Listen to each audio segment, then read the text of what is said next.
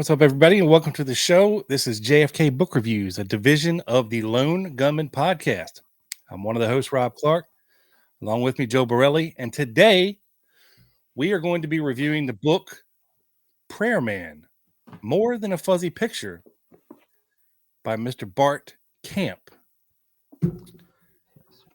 This book was written in 2023. Well, it was written before 2023, but it was published in 2023 by Bart Kamp Publishing Company. That means he published it himself. This book is 419 pages long. It's divided into 3 chapters, but all 3 chapters have many, many sub-chapters and topics within each one pertaining to different aspects of the book. This book does not contain footnotes in the paperback version. And there's a reason for that, and we'll get there, I promise. It does have an index, no real appendixes, no pictures. And again, there's a reason for that as well. The book is available in softcover and also on Kindle. Now, Bart Kamp is a former professional photographer, and he is currently an electrical technician and international world traveler, toter of documents for Mr. Malcolm Blunt, an esteemed member of Daily Plaza UK, and author. You can add that to the list. And he is also a friend of this show and of us in particularly personally. Bart has a dogged personality, and that's not a bad thing. Because he is a relentless researcher when it comes to various aspects of the assassination. And this one has been one of his pet projects for probably the last 10 or 15 years. And he has constantly gathered information and documents and found new documents to support his arguments contained in the book. And this book definitely leans toward a conspiracy. So with that being said, Joe, let's get into the meat and taters, if you will. Sure. So as you as you mentioned, it really has 3 main chapters. But what the author hoped to achieve in writing this book, I think that's fairly obvious, and that is to disprove the official narrative that Lee Harvey Oswald was on the 6th floor, but instead on the front steps of the Texas School Book Depository. The author, Mr. Kamp, also challenges other aspects to the official story, like the second floor lunchroom encounter, the movements of other TSBD employees, palm prints on the rifle, and other ballistic evidence. And I do think he achieved those goals, Rob. And of course, recently there's a lot of media about Luna trying to get NBC to release whatever they have, possibly the originals of the Darnell and Wiegman films. So I'm sure Bart is excited about that. But the core thesis revolves around the prayer man figure, a blurry figure standing in the TSBD doorway during the assassination. The author analyzes this image alongside with witness statements, police reports, and archival footage to assert that it depicts Oswald, who was not at the 6th floor as claimed, but rather on the 1st floor with his fellow employees.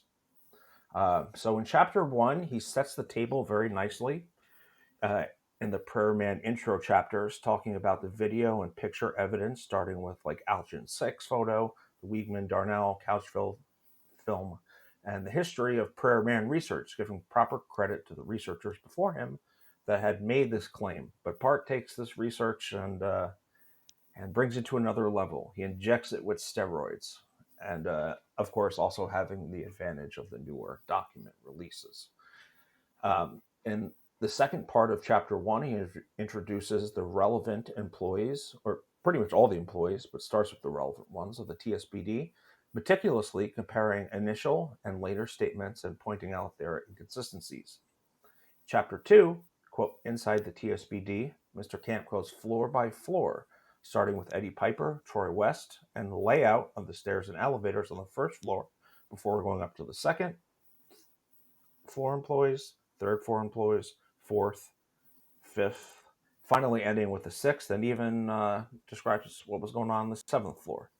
I absolutely love, Rob, the way he formatted this and dug into the employees. Some of them we hear little about.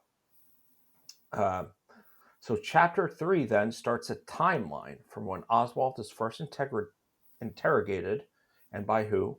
And this comprehensive timeline continues until Sunday morning. Seventh interrogation of Oswald at 9:30 a.m. And then concludes this timeline when Lee was shot and killed by, of course, by Jack Ruby.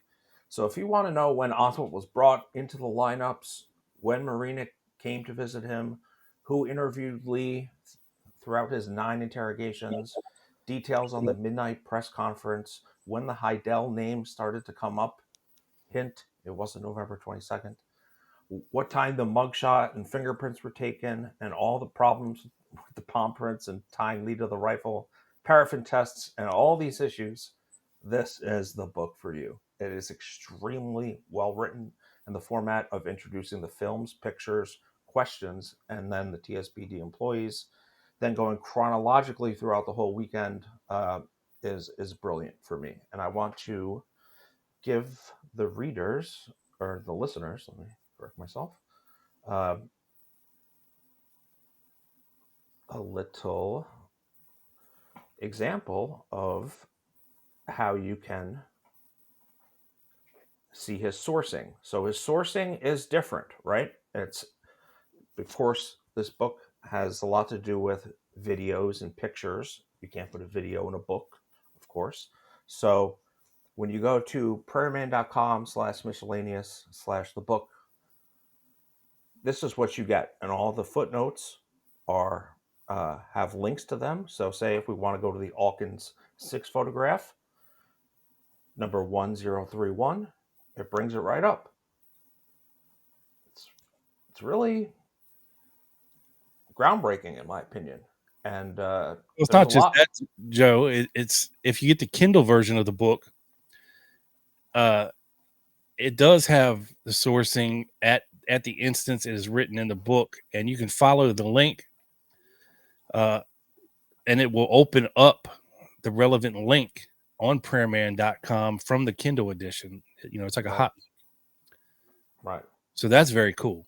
It's very cool. It's very cool. And I know, Rob, we recently did a show this past week on Bill Shelley, and I know we referenced Prairie Man a lot because it really is the most comprehensive book on the figures who worked in the TSPD.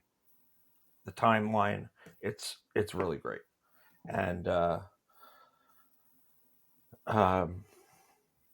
the foreword was by Malcolm Blunt, which of course is great. And I love how he starts the book, Rob. Don't believe me? Read on. Don't want to believe me? Close this book. Bart does not mince his words, folks. Yes, be open to what he is writing about, and he makes a fascinating and extraordinary case. So, with that, I'll hand it to you, sir, for your rating. Yeah, you know, a lot of people see this image of Prayer Man and instantly make a snap judgment whether or not, okay, do you think it's Oswald or could it be somebody else? And that has been the argument for all this time. And very few of those people will take the time to actually read Bart's book that is so fantastically sourced with documents, film, photographs, eyewitness testimony. It's hard to argue with. And that's the whole point of creating a theory or premise that you believe in. You want to be able to support it so well that it's very hard to argue with that. Now, even Bart will be the first one to tell you that the identification of Oswald as Prayer Man is definitely not definitive. Okay. It's not. And it's not for lack of trying to make it definitive. As Joe alluded to, uh, if we could get our hands on these original films from NBC, the Darnell and the Wigman film, that from the original source, we might be able to glean a better version of these films and actually come to a definitive answer. But as it is right now, the only copies that they have ever released have been like VHS quality, which is pretty Right. dog crap. And I think the best one they got is from the Blu-ray version of the JFK movie, from which Oliver Stone was able to get some footage and then, of course, transferred to Blu-ray to make it a little better quality.